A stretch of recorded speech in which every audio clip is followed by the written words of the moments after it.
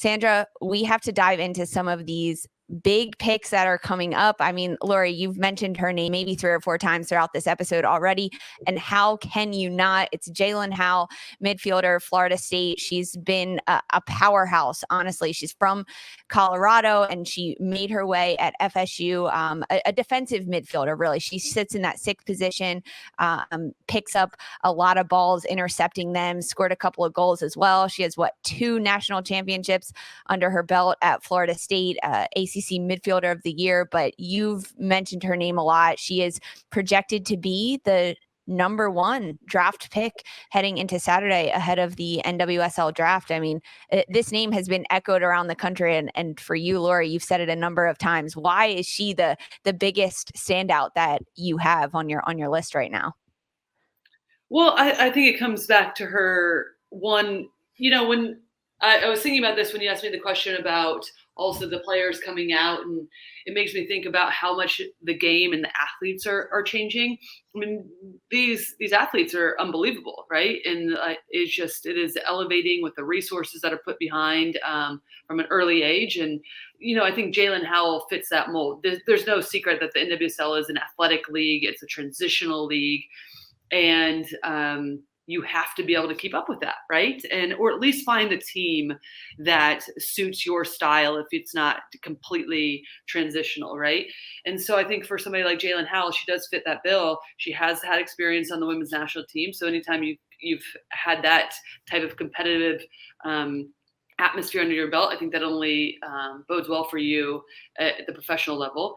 And as I said, I think, the game was almost too easy, but credit to Florida State as well. It's something that Mark Krikorian, I think, has continued to evolve at FSU. Is just a real professional environment, right? And I've talked to him before, and coaching calls with him about a lot of their players want to play at the next level. So they do what they can to instill that while they're there, right? And so then it makes an easy transition. So then when you have a player of Jaelin, again, her experience and then just the ceiling that she has to be able to continue to improve, it makes sense because she's somebody that can come in and potentially have an impact right away. We're big fans of defense on this show. We always take every opportunity that we can to remind the good people listening that we are fans of that. And in our list that we've got over on CBSSports.com, top 3 prospects, it goes Howell, right? And this next player is Naomi Girma, a defender out of Stanford.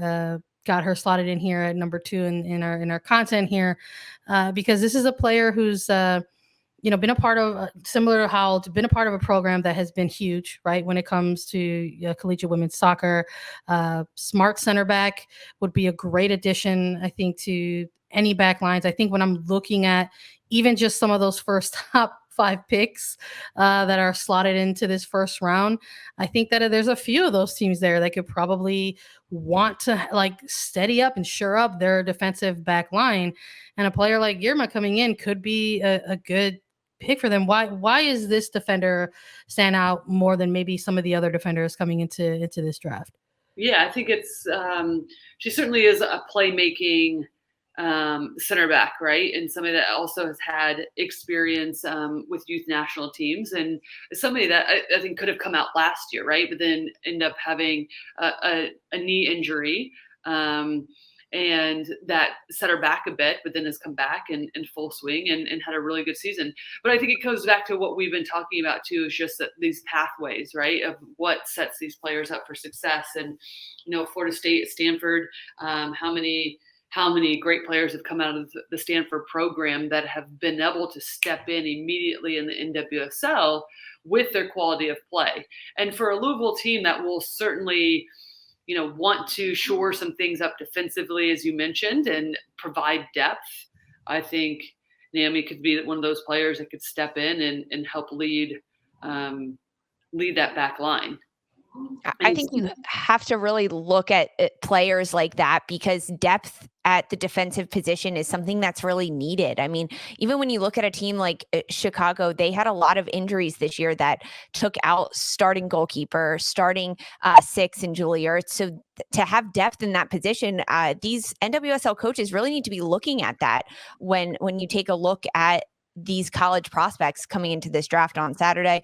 Another player that I want to hit on with you, Lori, a Virginia vet, your alma mater there, Deanna Ordonez, a player, a forward. She is a Texas native gal, a junior, so a younger one that's in the mix and on this registered players list, which is something that we're actually seeing a lot. It's either they're taking that fifth and extra year that COVID gave them, or they're deciding, hey, now is the time for me to step into this league. So Ordonez is a junior and finishing her third season at Virginia, but 45 goals in her career, tied for third most all-time at Virginia. This is a player that we could see her go in the first round, depending on how things really shake out. Is she someone that stands out to you?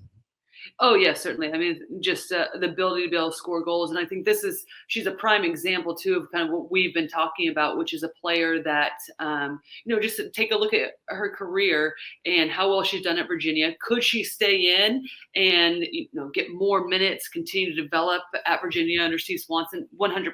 And that wouldn't be, I don't think, a wrong decision either. But does it feel like a point in time in her career right now where it's like, hey, listen, that next class next year is going to be even tougher, right? So can I come out now, get a year underneath my belt in a different environment than what Virginia would give me, that's going to stretch me in a different way, which I do believe, after seeing Ordonez last few seasons, is ready for, right? And she has I think she gives a ton of credit for her defensive abilities that she does, that she provides on the front line, but just a knack for a goal is no doubt. Is there a few things that she needs to get better at? Her movement in the box, right? I think can still continue to be even more savvy, but those are things that you learn at the next level when you're playing against better defenders, and especially when you only get a few chances a game. So if she's ready, then those things she'll pick that stuff up right away. And so those are the little subtle differences, I think, depending on what players need at this moment and what they feel best. And talking with Steve Swanson, he's like, I trust her a lot, and she felt like this is the best opportunity for her. I think we're going to start maybe seeing more of that a little bit as this event it went from being like the NWSL college draft, right, to now it's just the NWSL draft. The player pool has expanded officially now already for the last two events. And along with Ordonez, there's also somebody like a Mia Fishel out of UCLA. These players who are making these choices kind of maybe more in the junior year versus the senior year to sort of make that decision for themselves now and say, hey, I'm going to take my shot at going pro. And that can be really nerve-wracking when you've got 200 almost 200 players vying for, well, in this year it's going to be 50 slots. There's going to be some players that go home disappointed, maybe, from this day. But in somebody like Fishel, kind of echoing what you've said about Ordonez, this is another player that maybe we can also sort of look back into last year's draft with somebody like Trinity Rodman as well, that these are these young players where there's a lot of talent there. They've got a lot of experience at the collegiate level, but also the U.S. youth national teams. And how is that going to translate into the pro level? And like thinking into last year with somebody like Rodman, who was sort of, yes, targeted as a top prospect and a top talent, but there was sort of this narrative that she was going to need some time and need some development. And then she went out there and did what she did in her rookie year and got Rookie of the Year honors and a championship to boot, right, at the end of it. So are we looking at players like Fishel and Ordonez possibly like in a similar lens where it's like, yeah, maybe they might need, some time, but there's also that high risk, high reward, that high gamble, high reward. Like if you're a team that those are players that maybe you want to take at that early slot to sort of say like this, the payoff from this player could probably, be tenfold. Yeah.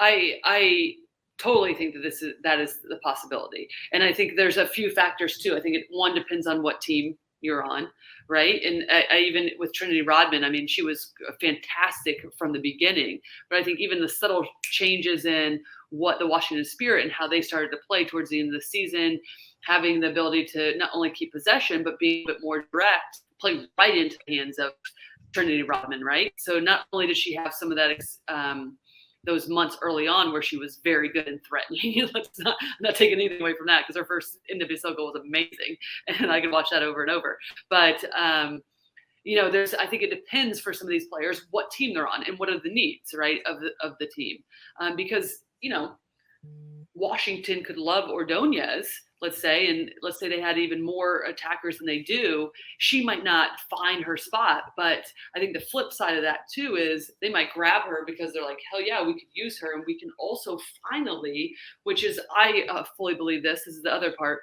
But I've also heard a number of coaches talk about this as well. We're finally at a stage with this league too, with the length of the season, that you can develop players now. Before it was like, oh goodness, we really got to bring players in that have to be able to make an impact. Plus the season was so short that you're like, there's no time to develop. You're either on board and you can have an impact, or you don't, right? And now you can. And now it can be one or the other, or if they need a little bit more time, there's ability to be able to develop these players. So I think it's a little bit of twofold, depending on where these players. But certainly, I think there's always surprises, and you don't know until you're in the environment. I mean, surprises you're talking about, these are kind of our top 4 players that we hit on.